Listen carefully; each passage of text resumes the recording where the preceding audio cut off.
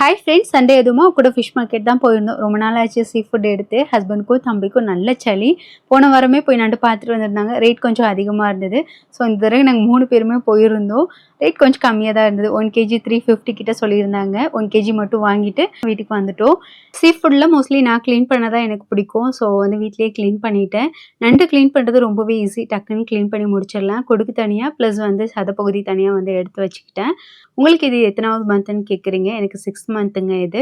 நண்டு நல்லா க்ளீன் பண்ணி எடுத்து வச்சுட்டு சிம்பிளாக தான் பண்ணுவேன். இந்த மாதிரி யாராவது ட்ரை பண்ணியிருக்கீங்களான்னு சொல்லுங்கள். ஆனால் டேஸ்ட் ரொம்பவே சூப்பராக இருக்கும். அரை மூடி தேங்காய் துருவி எடுத்திருக்கேன். இல்லை 4, 5 வரமிளகா, பூண்டு, சோம்பு, மஞ்சள் தூள், உப்பு இவ்வளோதான். இதெல்லாம் பேஸ்ட் அரைச்சி வச்ச பேஸ்ட்டு கொஞ்சமாக தண்ணி ஆட் பண்ணிவிட்டு நண்டோட கலர் சேஞ்ச் ஆகும். ஒரு ஆரஞ்சு கலர் வந்தோடனே ஸ்டவ் ஆஃப் பண்ணி சர்வ் பண்ணணும். சூப்பரான நண்டு கிரேவி ரெடி ஆகிடும். டேஸ்ட் ரொம்பவே நல்லாயிருக்கும். கண்டிப்பாக ட்ரை பண்ணி பார்த்துட்டு உங்களோட ஃபீட்பேக்கை ஷேர் பண்ணுங்கள். நாளைக்கு இன்னொரு vlogல பார்க்கலாம். தேங்க்யூ, பாய்.